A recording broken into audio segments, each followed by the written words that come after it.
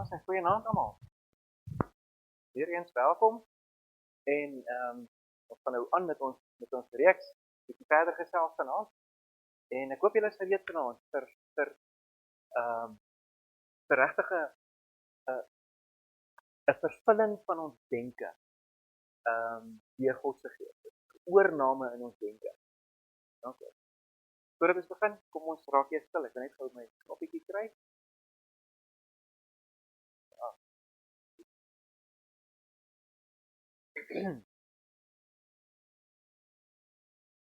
Kom ons word net gou vir 'n oomblik. Skakel net weer 'n bietjie af. Pak die dag weer 'n bietjie weg. Fokus in op die Here.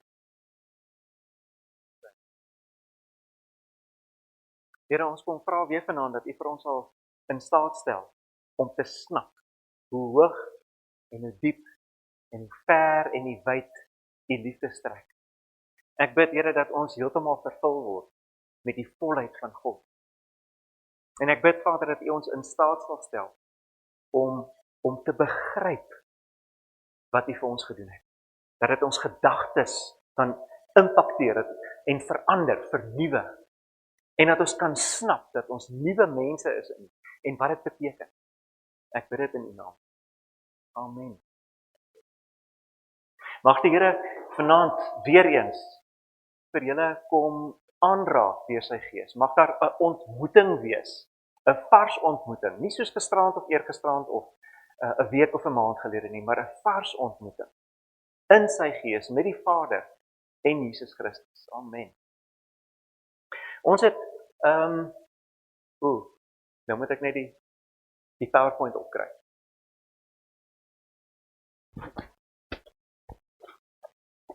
Ekskuus, ek gaan net so 2 slides eers gou net doen en dan gaan ons terug na daai enetjie toe. Ons het begin gisteroggend en ons het gesien hoe die Here ons in staat stel om op hierdie vlak, op 'n horisontale vlak, in alle rigtings dinamies te beweeg. En hoe dit beweeg het vanuit Handelinge en ons het reg deur gevolg in Handelinge. Dit het ons Sondagoggend gesien, Handelinge 29. En ons het by Handelinge 29 uitgekom, wat nie in die Bybel bestaan nie, maar wat nou in jou hande is, nê? Dit is nou jou verantwoordelikheid om God se storie te gaan verder skryf, nê? Dis jou verantwoordelikheid. Gisteraand het ons 'n bietjie gepraat oor die Gees in aanbidding en net 'n paar goedjies oor aanbidding, 'n paar tipe van musiek wat 'n mens kan gebruik met aanbidding. En ons het gesien dat aanbidding is 'n ingesteldheid. En wanneer ons kom om die Here te loof en te prys, dan heg ons waarde aan wat hy vir ons doen in die eerste plek. Dis lofprysing. En dan as ons regtig in aanbidding voor hom kom staan, dan begin ons onsself herinner aan wie hy is, aan sy karakter.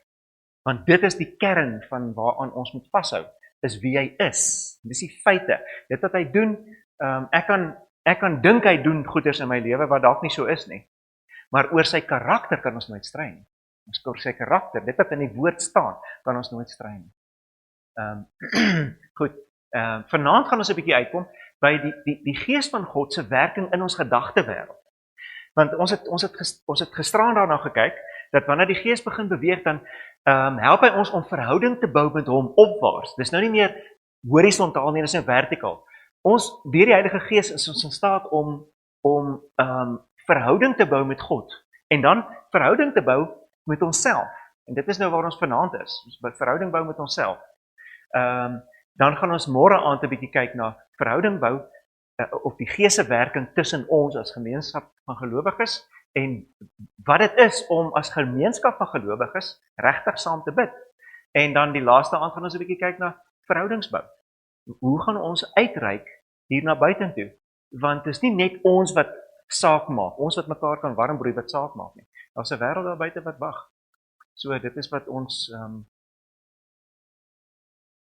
is. Okay.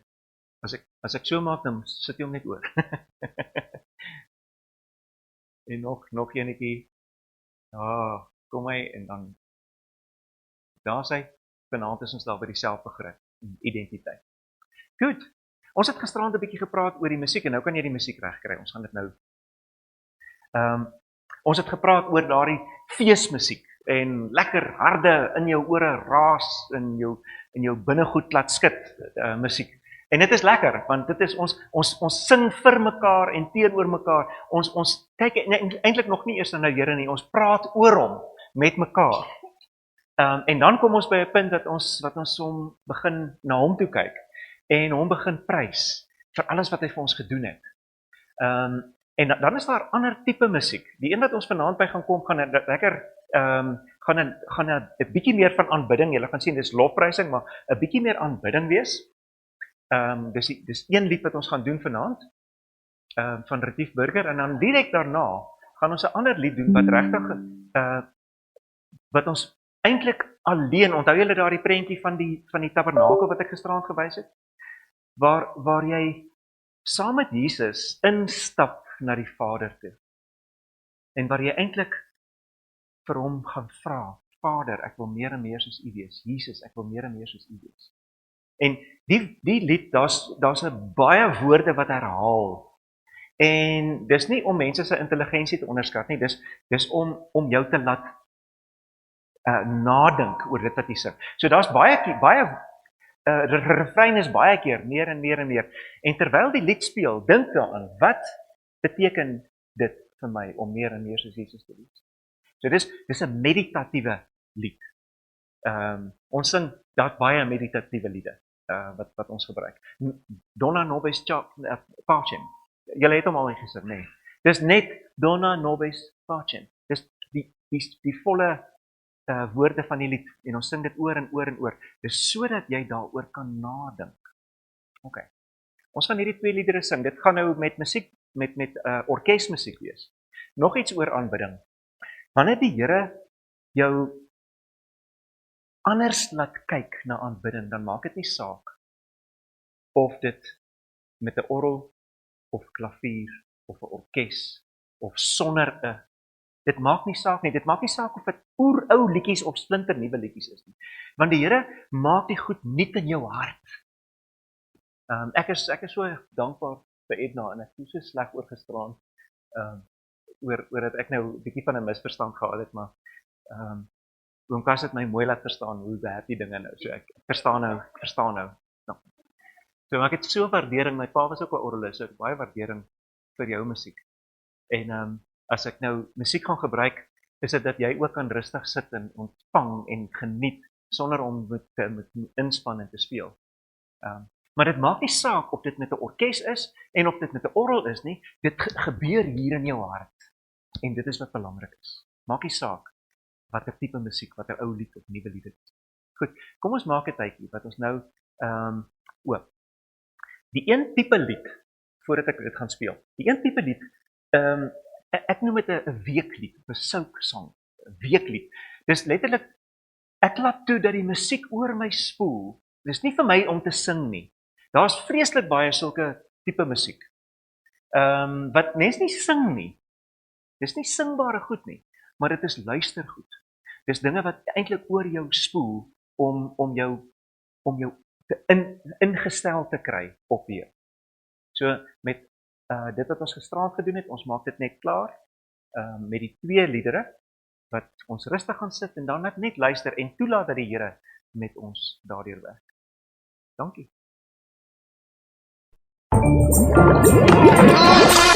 Blocked nose giving you nightmares? Try new Ileatin Aloe to unblock it. Works fast to provide relief. Lasts long for up to 12 hours. Try the new Ileatin Aloe today. Dis nie die liedjie nie.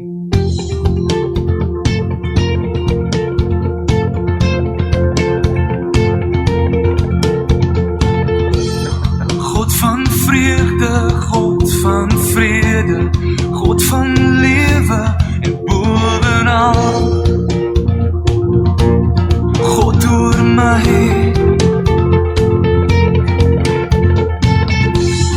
God van gister, God van vandag, God van ewigheid bovenal. God oor my,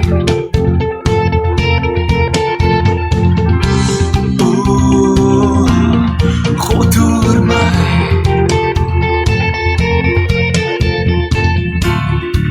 En die van die magtigheid en my lewe spreek van die waarheid. Halleluja in die hemel, halleluja in my hart, vir ewig en ewig. Halleluja op die aarde, halleluja in my hart, vir ewig en ewig.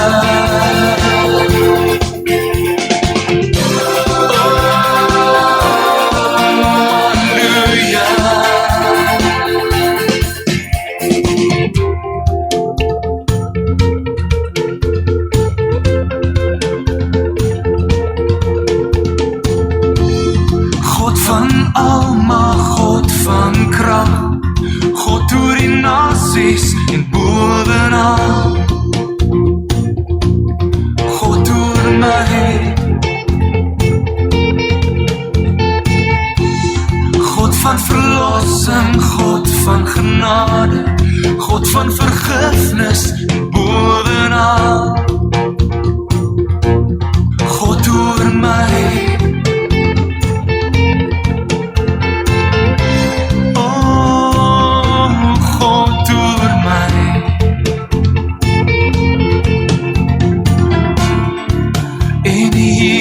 Straal van die magtigheid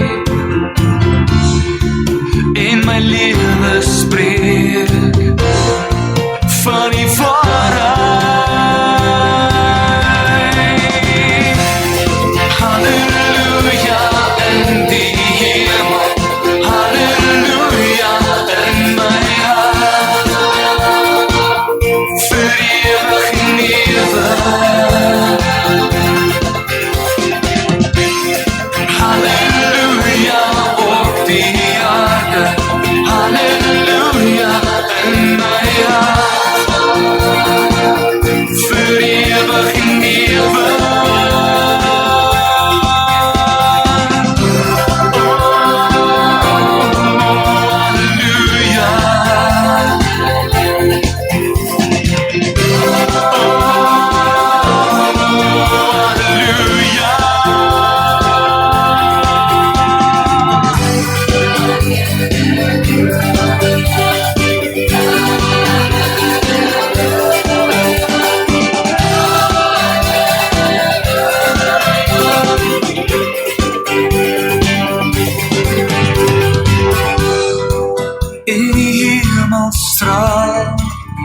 Van die magtigheid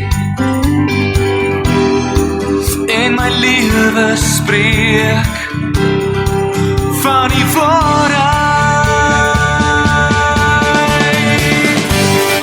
Halleluja in die hemel, halleluja in my hart, vir ewig en ewig.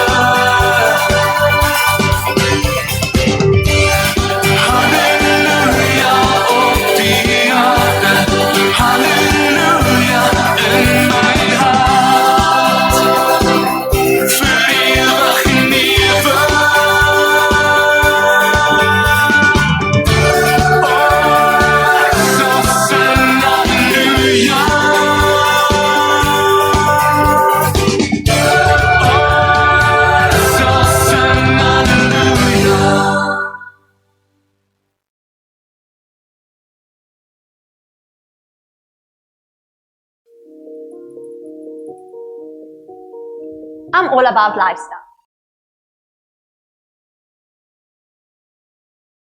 Ek het iets.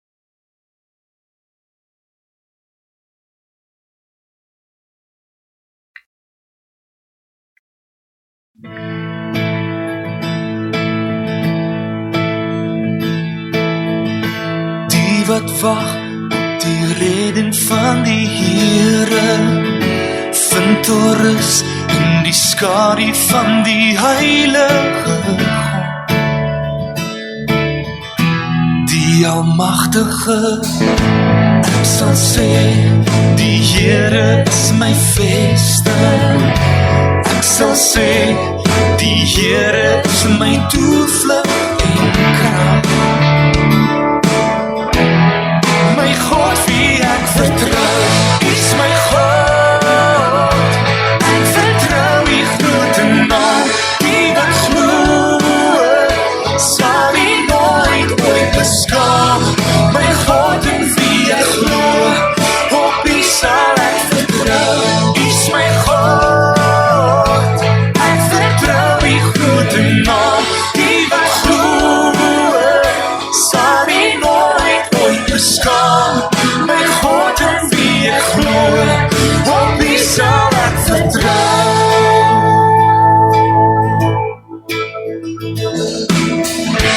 Donker tye as geloof en hoop gedoet word, en alles wat bekend is in 'n oomblik verdwyn.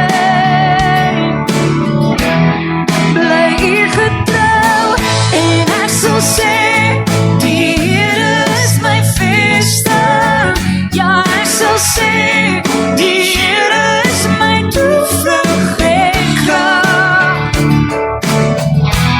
Is my God wie ek vertrou, is my God. Ek vertrou die grote naam, die wat glo, sal nie nooit ooit beskaam. My God in wie ek glo, op wie sal ek vertrou, is my God. Ek vertrou die grote naam, die wat glo, sal nie nooit ooit beskaam. My God in wie ek glo, op wie sal ek vertrou.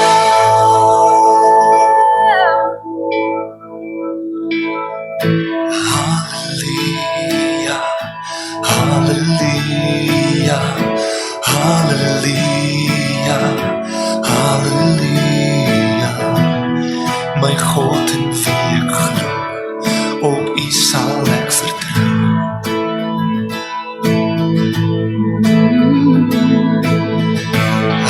Halleluja, halleluja, halleluja, halleluja.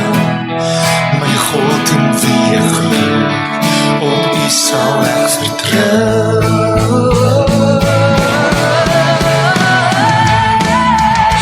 Halleluja, halleluja, halleluja, halleluja. Vader, dankie dat ons na 2 liedere kon luister en partykeer werk dit nie uit soos ons wou gehad het nie. Maar ons weet dat U deur enige iets in ons harte iets kan inplant. En ek vertrou ook dat U dit nou gedoen het en dat ons U kon ontmoet, kon raak sien. En ek weet, Here, nou dat ons 'n tydjie gehad het net van raak sien en ontmoet, dat U nou met ons sal praat. Ek bid dit in U naam. Amen. Ek gaan nou net 'n konsepie verduidelik. En dan gaan ek net nou by die skrif kom om te sien hoe dit uit die skrif uitkom. Een ding wat die Here baie sterk met sy disippels gewerk het, is dat hulle moes snap wie hulle is in Christus. Hulle moes 'n kopskuif maak. Ons sien dit eintlik in die hele manier hoe die Here die Israeliete gaan uithaal uit Egipte uit. En hulle in die woestyn laat deurtrek na die beloofde land toe. Hulle was gevangenes gewees, slawe. En hy moes hulle, toe hulle uitgehaal het, moes hy hulle laat verstaan dat hulle nou kinders van God is, dat hulle volk van God is. En dis 'n totale ander konsep as slawe wees. Hulle kon nie die beloofde land gaan inneem en suksesvol wees met 'n mindset, met 'n gedagte wêreld van slaaf wees nie. Dit gaan net nie werk nie. Hulle gaan heeltyd weer teruggaan na slawe toe. So die Here moes baie sterk met hulle gedagte wêreld werk om hulle te skuif. En presies dieselfde het hy gedoen met die disippels ook. Vir 3 jaar lank het hy met hulle gewerk en hulle opgelei. Sy hele doel was om hierdie 12 ouens op te lei sodat hulle met die werk kan voortgaan. 12 mense waarvan hy 3 spesiale vriende gehad het en uit hulle nog 1 spesiale vriend. Petrus en dan Johannes en Jakobus, die 3 van hulle, was sy naby vriende. En as mens dit reg gaan verstaan en lees, dan beteken dit, Jesus het 3 van hulle geneem en hulle gehelp om disippels te maak, en die ander disippels, of hierdie 3, het elkeen van hulle 'n klein groepie van 3 of 4 gehad, na wie hulle gekyk. As een van hulle vrae gehad het, het hulle na een van hierdie 3 toe gegaan. Dit is net dis 'n manier van disippelskap. En in hierdie proses het hy hulle geleer wat dit beteken om kind van God te wees. Om ons hele identiteit, en ek gaan nou so 'n bietjie kyk na ons identiteit in Christus, om ons identiteit nie net te verstaan nie, maar dit prakties uit te leef. Iets in jou gedagtewêreld moet gebeur, en dit is presies wat ons vanaand gaan doen. Hoe werk jou gedagtewêreld? Ek gaan nou, wanneer jy die Here aanneem, wanneer Jesus in jou lewe kom woon, dan verander daar 'n klomp dinge in jou lewe. En ek gaan dit aan die hand van 'n baie eenvoudige voorbeeld vir julle beskryf. En dan gaan julle sien hoekom daar baie skrifgedeeltes is wat mense net glad nie verstaan nie. Byvoorbeeld in 1 Johannes, wie het dit al gelees, dat daar staan iemand wat aan Christus behoort, doen nie meer sonde nie. Inteendeel, hy kan nie meer sonde doen nie. Want as hy sonde doen, dan, wat beteken dit? Want ek meen, ek doen nog sonde. En maak dit nou van my dat ek nie meer 'n kind is van die Here nie, dat ek weer my hart vir die Here moet gee? Way back 1975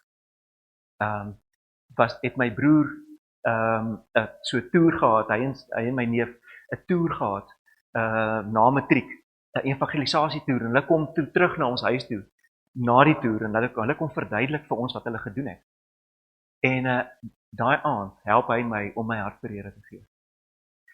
En nou het ek my hart vir die Here gegee. Ek was in standaard 5 daai jaar, jong laaitie.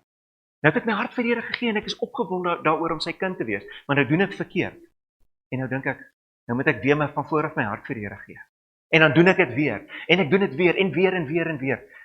Dit het so aangegaan vir 1 jaar lank, voordat ek gesnap het wat die Here met my, in my gedoen het.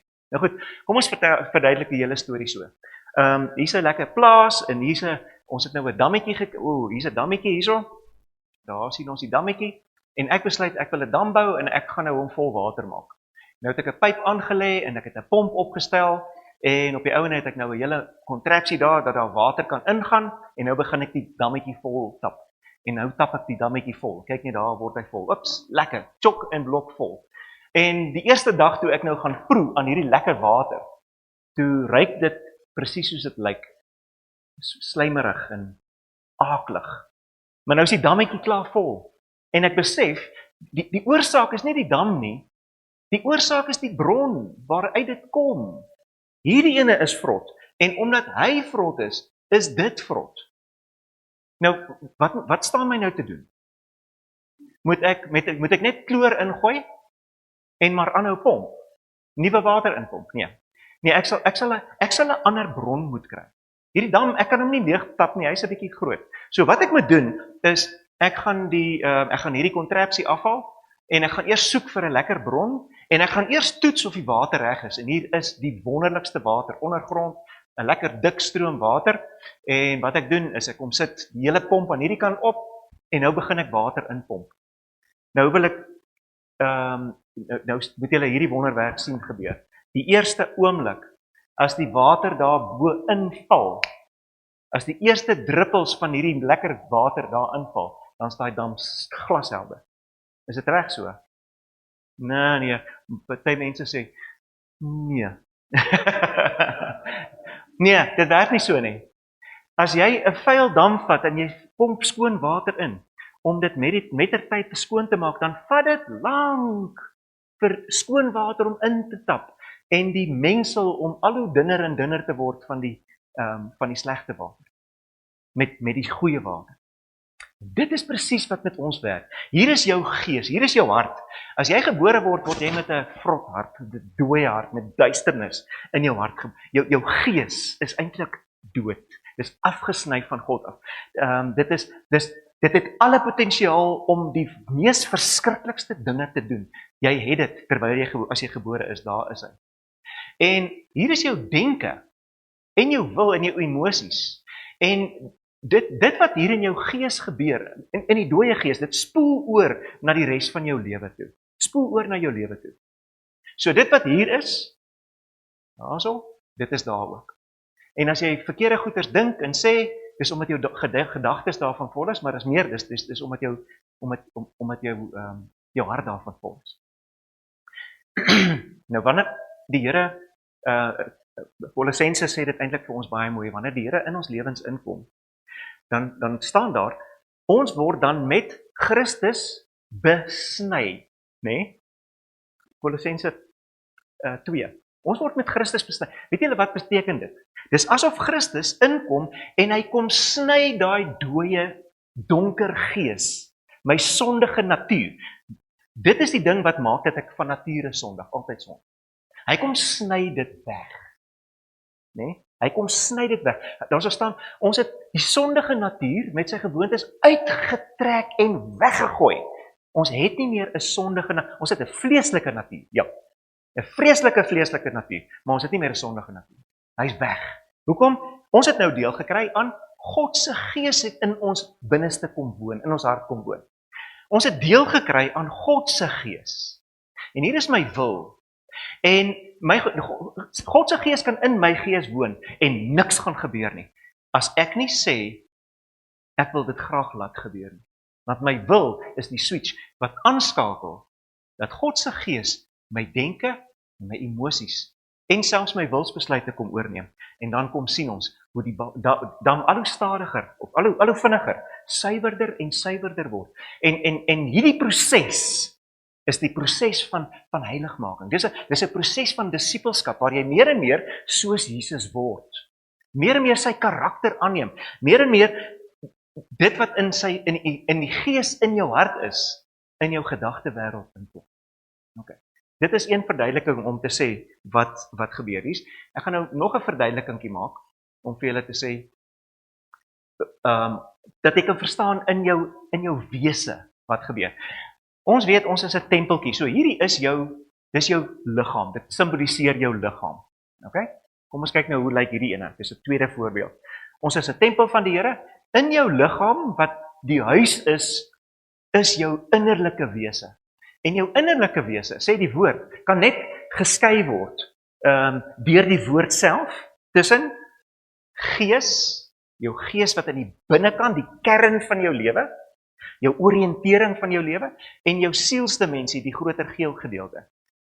Jou sielsdimensie bestaan uit denke en wil en emosies. En daar weer eens, dit wat daar in daai donker kern gebeur, as jy nog nie jou hart vir die Here gegee het nie, en jy het nog 'n dooie gees met 'n sondige natuur, dan spoel die goeters wat daar binne-in is, spoel dit oor in jou denke, en dit gaan sit daar in jou denke.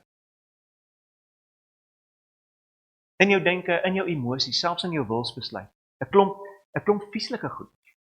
Vieslike gedagtes, moordgedagtes. Wie van julle het nog nooit sulke goeders gehad in julle lewe nie?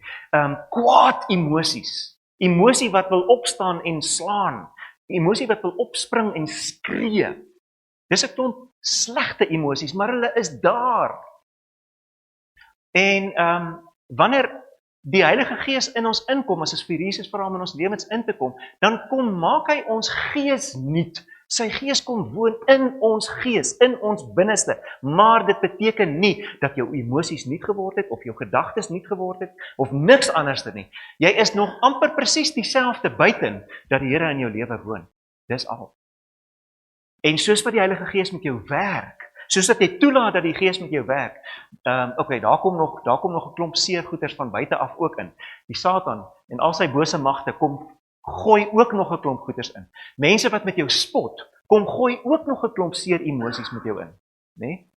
Om jou af te breek. Dis die hele proses hoekom die Satan dit alles toelaat of dit doen. Hy wil jou afbreek dat jy niks werd is nie. Want die oomblik as jy iets begin agterkom dat die Here in jou woon, dan is jy bereikbaar vir die Here. En dan begin die Satan 'n bietjie vrees vir jou en dan begin hy bang raak vir jou. So hy probeer alles doen. En dan sit hierdie goeters ook nog hier in jou denke, in die wil en emosies. En jy kom en baie keer gebeur is dit so erg dat dit jou gees krenk. Paulus sê op 'n stadium, moet niks doen wat jou liggaam of jou gees verontreinig. Jy kan selfs in jou gees toelaat dat daar 'n demp op jou kom. En so gedemp raak dat mense wil selfmoord pleeg. En op die ouende selfmoord pleeg. Kinders van die Here, maar wat so gekrenk is selfs in hulle gees, dat daar geen plek is meer vir die Heilige Gees om te werk. Dit is so hartseer. So hartseer. Nou goed, wat nou gebeur, is as ek agterkom, ek is so seer. En my denke is so vol 'n klomp strooi wat mense vir my vertel het, van ek is nie goed genoeg nie. Jy gaan nooit 'n sukses behaal in die lewe nie. Jy's maar net 'n algemene ouetjie. Toe ek op skool was, ek weet nie hoekom ons het klasse gehad, klas A, B, C, D. Nou, die sogenaamde slim ouens was in die A-klas. En ek was altyd in die A-klas, maar ek was nie slim nie. Want op 'n stadium het my register Onnie vir my gesê, Wynand, jy's so konstant soos 'n koei. 60, 60, 60, 60, 60. Al my maats kry 80. Nou wat maak ek in die A? Ek weet nie. Ek het nie geweet wat ek daar maak nie. So ek het geglo, ek is 'n average ouetjie, eintlik onder normaal, onder gemiddeld, en ek gaan niks in die wêreld bereik nie. Dis wat ek geglo het oor myself. Ten spyte van ideale wat ek gehad het. Ek wou 'n argitek word, my hele lewe lank het ek gedroom om 'n argitek te word. Maar ek het geglo, ek sal dit nie kan doen nie, want ek is nie goed genoeg. Ek is 'n jaar te vroeg skool toe. En van graad 2 af moet ek atletiek en sport deelneem saam met die graad eentjies. So ek was nooit goed genoeg om saam met my ouderdomsgroep te werk nie. En al die goed het 'n bydrae gelewer dat ek nooit geglo het dat ek ooit iets kan doen in hierdie lewe nie. Nou goed, op 'n stadium het die Here in my lewe ingekom en begin verander. En vir my iets begin sê, deur sy gees, hy het eers hierdie seer emosies en al die redenasies en dinge wat ek gehad het weggevat, en toe begin hy deur sy Heilige Gees om my seer gees weg te vat en my gees vol te maak met sy gees. En toe begin hy deur sy gees oorspoel na my denke toe en my emosies toe, en hy kom verander my emosie van 'n negatief na 'n positief. Hy verander my denke van slegte denke, nie na net positiewe denke nie, maar God denke, na denke wat in lyn is met God se woord oor wat hy sê oor my. Ek gaan nie net rondloop en sê, ek is nou die Here se kind, nou is dit ek tot alles in staat en nou gaan ek alles Nee. Ek hoor wat die woord sê en ek dra dit in my gedagtes in. Ek is 'n nuwe mens, ek moet dit eers ontdek. My sonde is vergewe. Die ou dinge is verby. Ek moet dit eers snap in my lewe. En dan gaan dit verder, tot ek op 'n punt kom wat ek vir die Here sê, Here, ek wil doen wat U wil hê ek moet doen.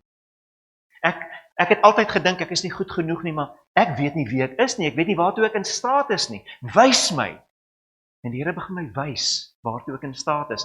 En ek na matriek is ek eers weermag toe, ek is nie 100% toe seker of ek nog regtig argitektuur wil doen nie.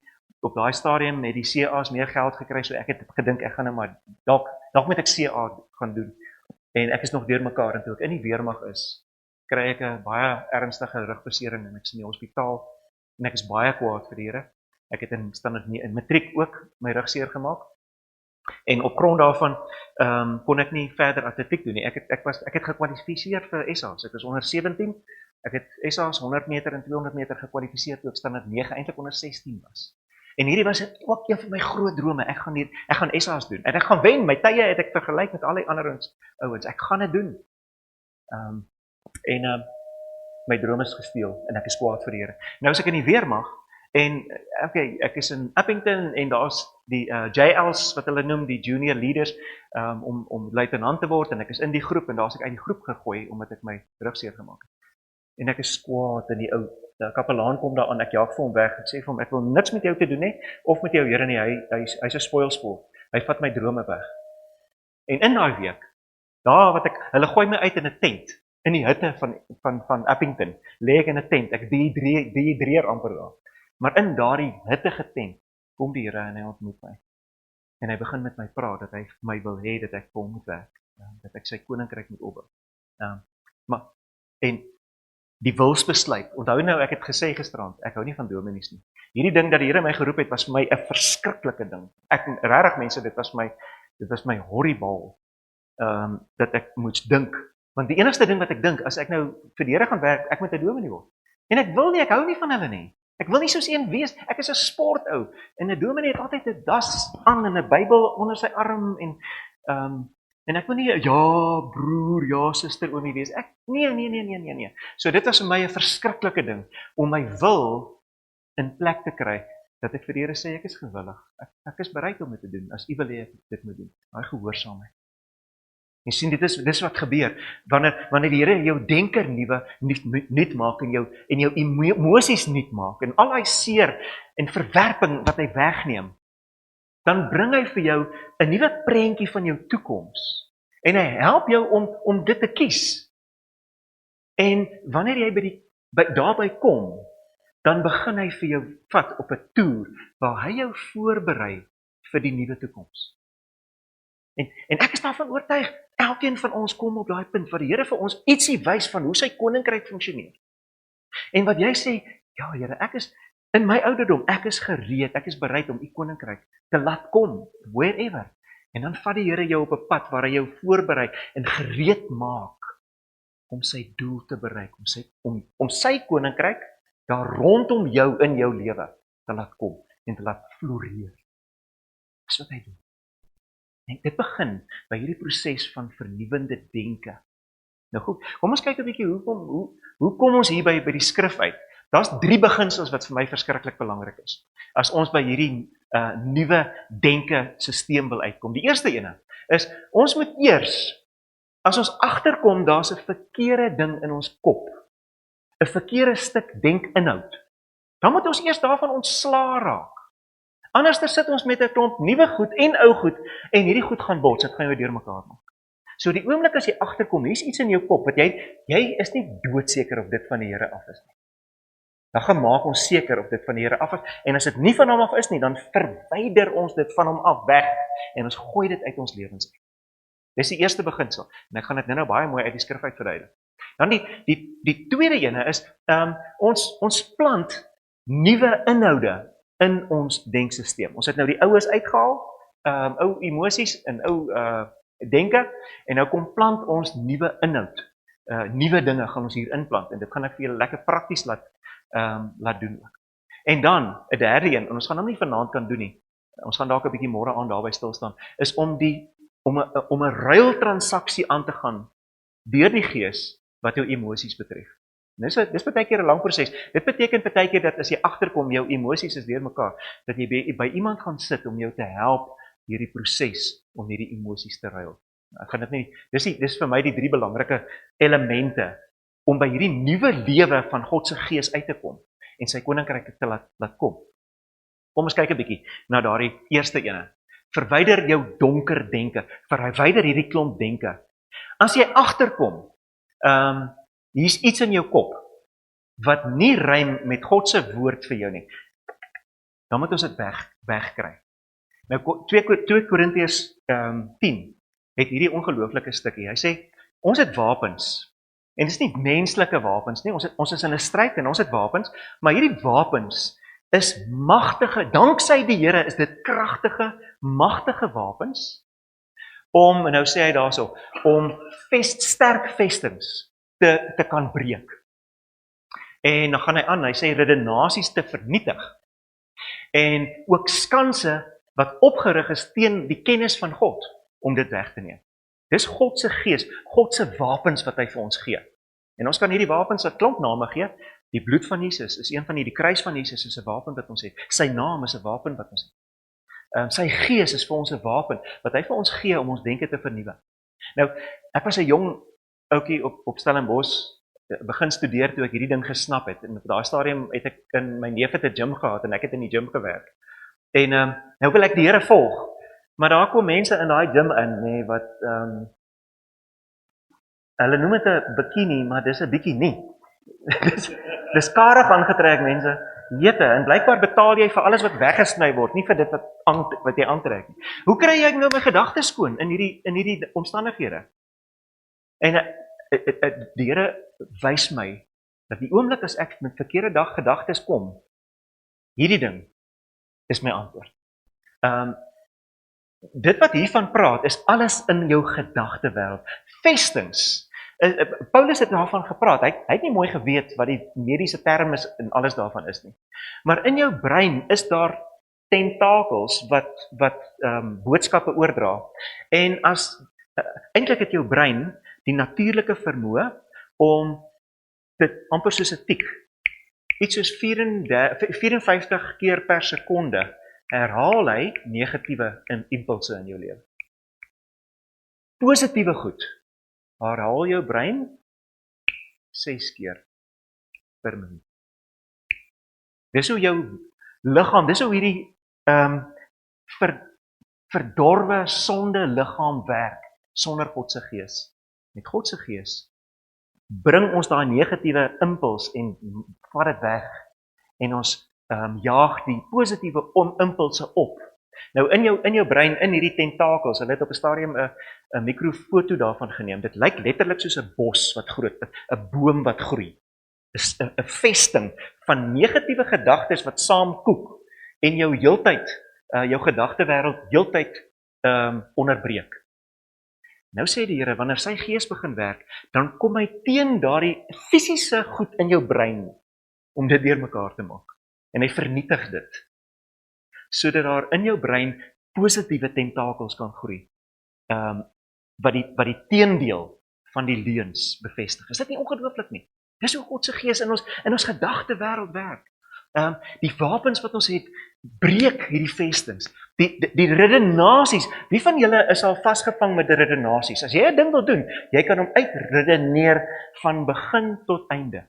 Wie van julle manne hou van 'n kar? Is daar iemand wat 'n kar? Wie van julle het al 'n kar gekoop, maar jy moes nie eintlik nie? Ek is nommer 1. En weet julle, in daai omstandighede wat ek daai kar gekoop het ek alle redenasies van begin tot einde presies agter mekaar gehad. En ek het myself oortuig, dis God se plan om hierdie kar te koop, en dit was nie God se plan nie.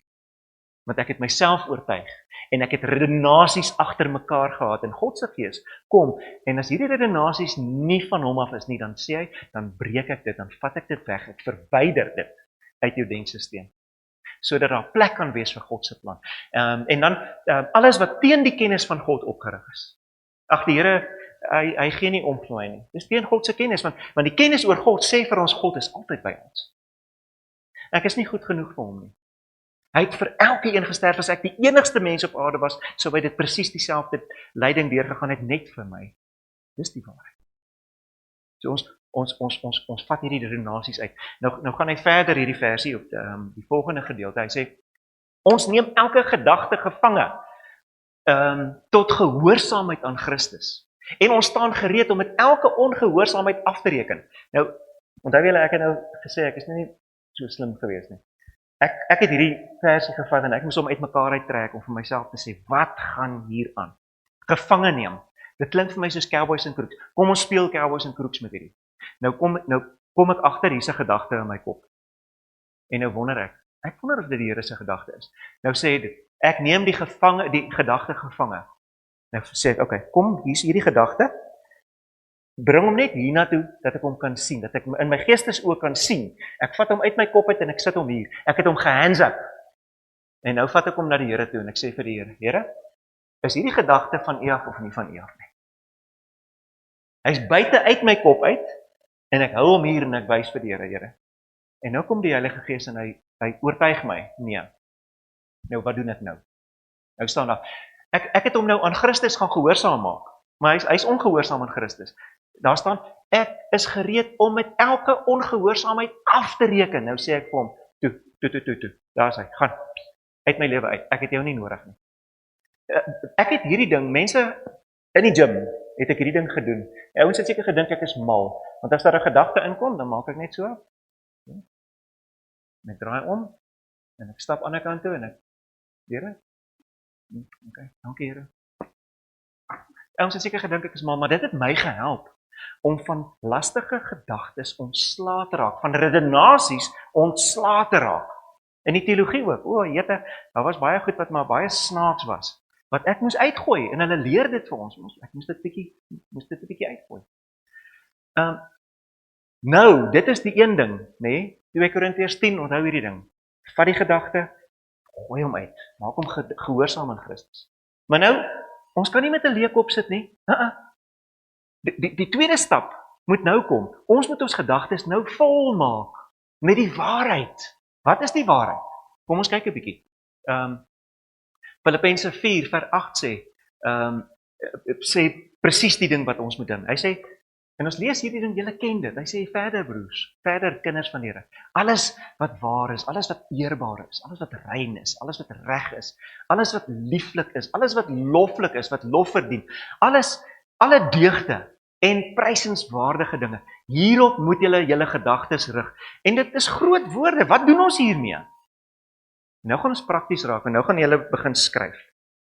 En jy gaan skryf 'n opskrifie waar, alles wat waar is, en dan net 'n spasie los, en dan die volgende ene, alles wat eerbaar is,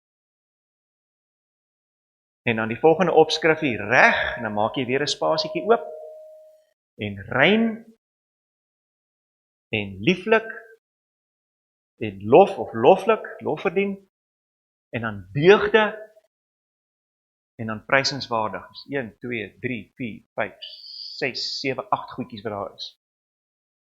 Nou die opdrag is, en ons gaan dit nie hier kan klaarmaak nie. Jy gaan net hiermee begin.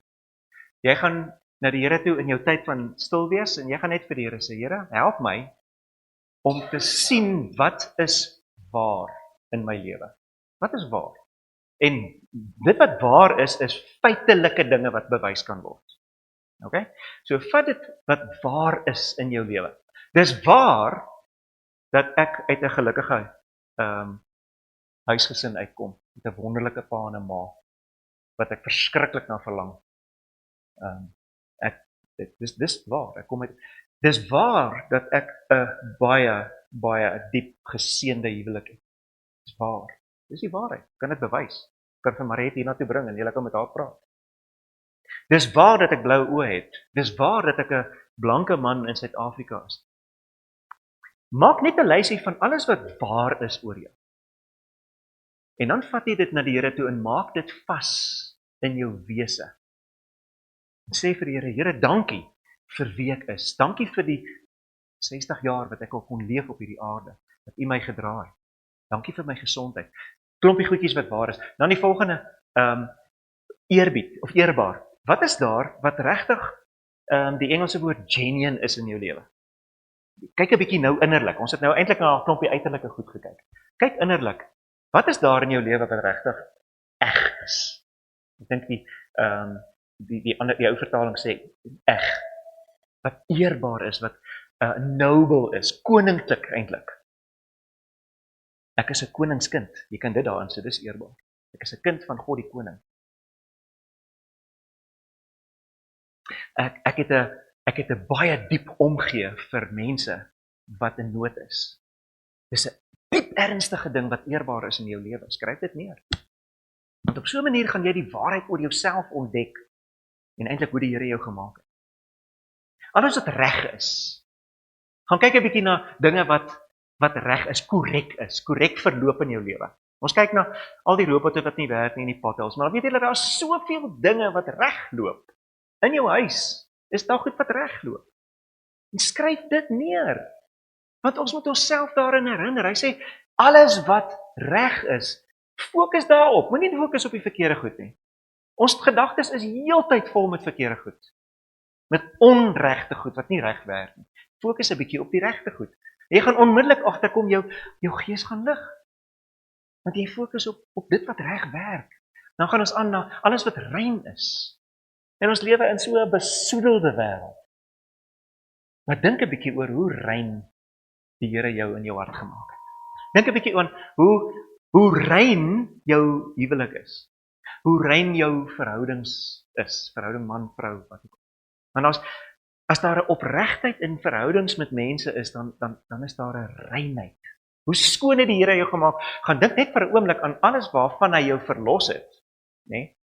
Wow! As ek dink aan alles waarvan ek verlos is en is weg en ek kan die teendeel gaan neerskryf in reinheid.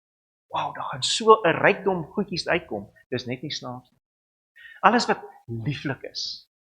Wat is die goed in jou lewe wat jy van hou, wat sommer net lieflik is? Ek hou van voëls en ek hou van die natuur. Ek hou van houtwerk. Ek gaan kyk na die hout waarmee ek werk. Mense, dis lieflik. Dis lieflik om met hierdie hout in die grein te kan sien en dit te kan uithaal en iets daarvan te maak. Wat is jou stokperdjie? Waarvan hou jy? Is daar iets lieflik wat jou lewe wat in jou lewe is wat jou fascineer? Skryf dit neer. Maak dit vas in jou lewe. Wat is lieflik oor jou persoonlikheid, jou karakter? Skryf dit neer. Okay. Nou kom ons 'n bietjie by wat verdien lof?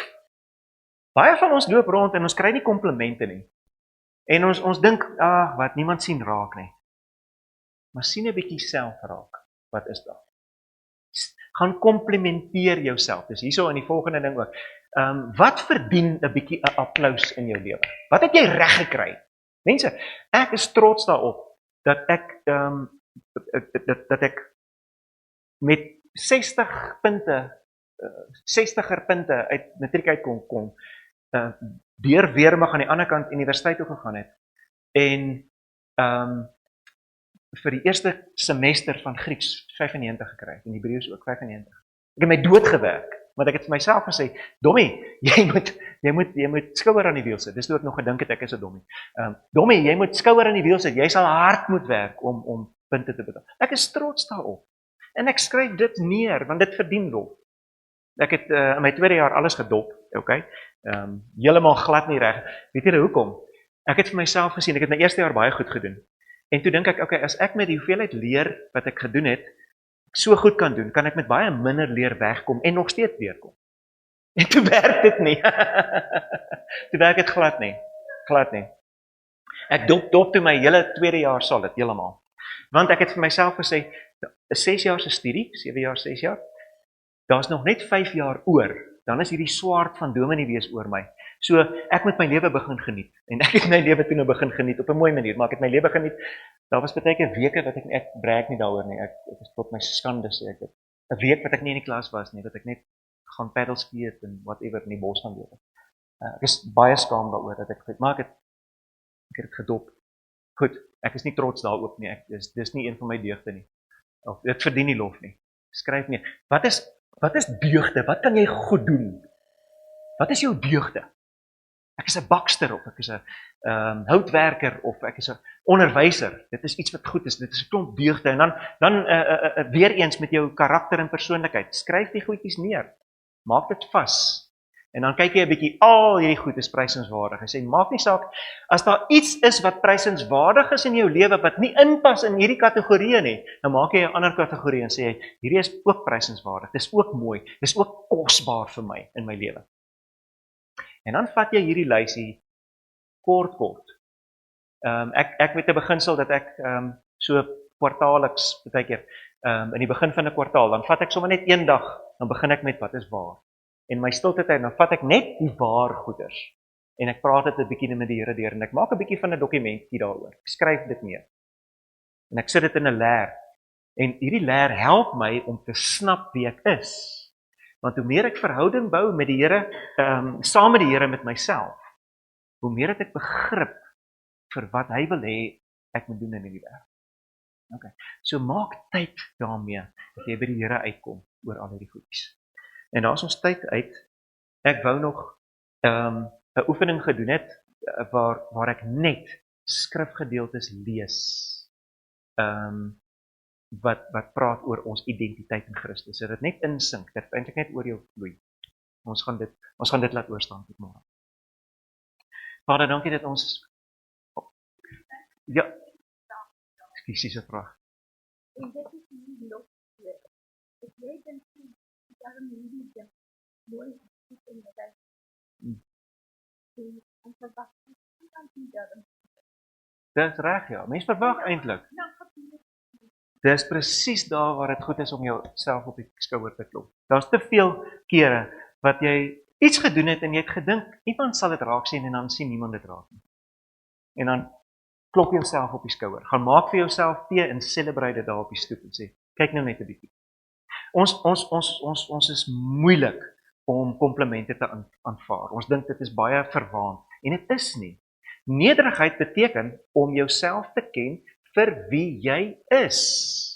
Nee? En as ek myself ken vir dit waarin ek goed is, en ek erken myself, dan glimlag die Here oor my ook. Want hy sien jy glo in jouself, omdat jy in hom glo. Dan sê, ekskuus, nog 'n vraag, iemand het nog 'n vraag hier.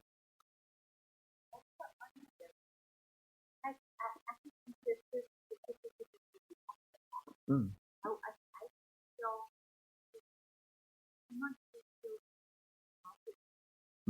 nou jy sê wat dat sê dit wanneer dit Sjoe.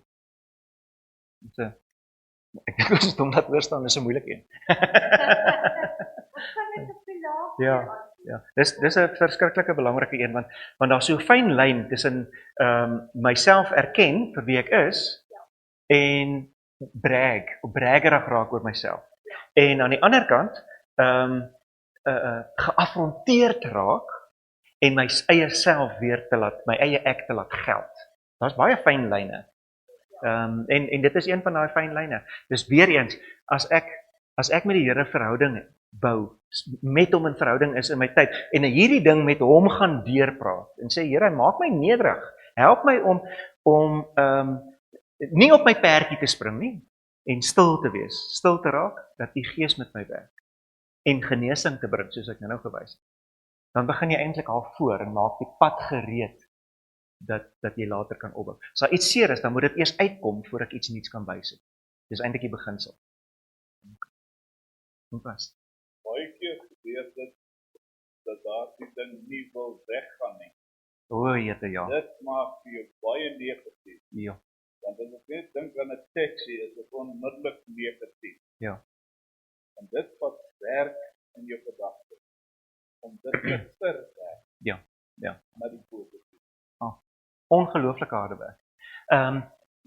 Daar's 'n hele klomp boeke wat geskryf is oor ons gedagtes.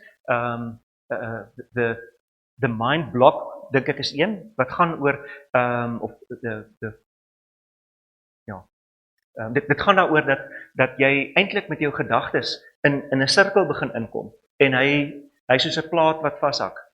Hy gaan om en om met dieselfde redenasies, en jy kom nie daar los nie. Dit vat regtig harde werk. Hierdie ding van jou gedagtes uitgooi, dis letterlik 10 keer 'n uur, hierdie goed uitgooi, en weer nie insit.